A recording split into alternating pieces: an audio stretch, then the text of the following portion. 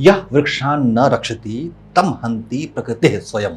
अर्थात जो वृक्षों की रक्षा करता है उसके वृक्ष भी रक्षा करते हैं, और जो पेड़ों की रक्षा नहीं करता उसे प्रकृति स्वयं ही नष्ट कर देती है।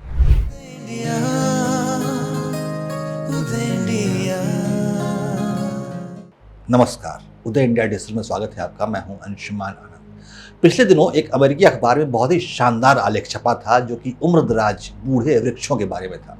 वैसे बूढ़े उम्रदराज पेड़ जो कि बहुत ही कद्दावर यानी मोटे और मजबूत भी हों, साइंस की भाषा में इनको एंडरफ्लोरा और मेगाफ्लोरा कहते हैं।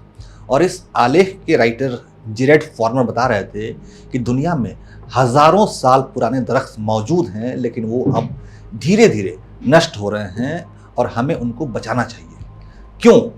केवल इसलिए नहीं कि वो बहुत ही पुराने हैं और गुजरे वक्त की एक शानदार यादगार भी हैं, बल्कि हमें इसलिए भी उन्हें बचाना चाहिए क्योंकि उनके भीतर वैसी जेनेटिक सूचनाएं संकलित हैं जो कि बहुत ही बेशकीमती हैं। ये पेड़ अतीत में ऐसे अवसरों पर पनपे थे जब उनके लिए परिवेश अनुकूल था, और वैसी परिस्थितियां अब शायद सदियों तक फिर से ना दोहराई जा सके। ये पेड़ जो हैं, ये पुराने पेड़ जो हैं, वे अतीत और भविष्य के बीच एक पुल की तरह हैं। और सबसे बड़ी बात ये है कि अपने आसपास के इकोलॉजिकल सिस्टम को सपोर्ट करते हैं। मशहूर पर्यावरणविद मेग लोमैन ने वृक्षों के माध्यम से संचालित होने वाले पारिस्थितिक तंत्र को 8वें महाद्वीप की संज्ञा दी है। यानी कि दुनिया के पुरातन वृक्ष अपने आसपास जो पारिस्थितिकी तंत्र यानी इकोसिस्टम जनरेट करते हैं वो दुनिया के 8वें महाद्वीप के बराबर है। और ऐसा इसलिए होता है क्योंकि पेड़ बहुत ही मिलनसार होते हैं, उन्हें दोस्त बनाना पसंद होता है, इसीलिए वे समूह में रहते हैं जिन्हें हम जंगल कहते हैं। ये जंगल नहीं है, वास्तव में ये दरख्तों की बस्तियां हैं।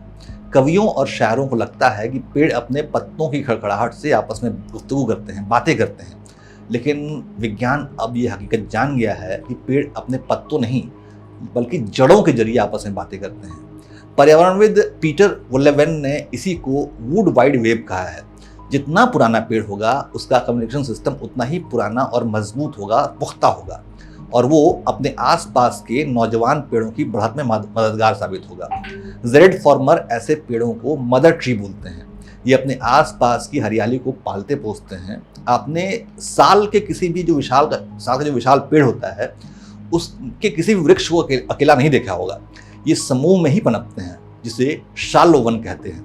लेकिन साल के किसी पेड़ को अकेला छोड़ दिया जाए तो वो तन्हाई में मर जाता है, भले वो कितना ही मोटा और मजबूत हो। इस शुरुआत में मैंने अमेरिकी अखबार के इस आलेख का जिक्र किया था। उसमें लेखक जेरेड फॉर्मर ने चिंता जताई थी कि बूढ़े दरख्त एक एक करके मर रहे हैं और किसी को फिक्र नहीं है। हाल की दुनिया में ऐसे पूरे पूरे जंगल जलकर राख हो गए हैं जिसमें 3-3 हजार साल पुराने पेड़ थे। इसमें आग प्रतिरोधक सेक्वोइसिस भी शामिल थे जो दुनिया के सबसे भीमकाय पेड़ माने जाते हैं। अकाल जैसे दौर में भी फलने फूलने वाले ग्रेट बेसिन के ब्रिस्टल कोन पाइन पेड़ भी नष्ट हो गए हैं। ये पेड़ 5000 साल तक जीवित रहने की क्षमता रखते थे। दक्षिण अमेरिका में सूखे के चलते बाओबाब के पुराने पेड़ नष्ट हो गए हैं। माउंट लेबनॉन के सेडोर वृक्ष जो दीर्घायु होने के पुरातन प्रतीक हैं, वो भी बढ़ते तापमान और रूखेपन के आगे जवाब दे रहे हैं। न्यूजीलैंड के कॉरी हों या इटली के सदियों पुराने ओलिव ट्रीज, ये सभी पुराने पेड़ जो हैं वो बीमारियों के शिकार होकर दम तोड़ रहे हैं। बदलता हुआ माहौल, बदलता हुआ मौसम को पसंद नहीं आ रहा है।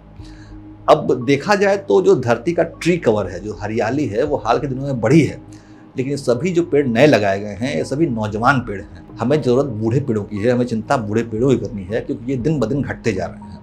ये धरती जितनी इंसानों की है उससे कम दरख्तों, नदियों, पहाड़ों, परिंदों और जानवरों की नहीं है। इन सब का इस धरती पर हक है, और यही शिक्षा, यही सोच सबसे बुनियादी बात है।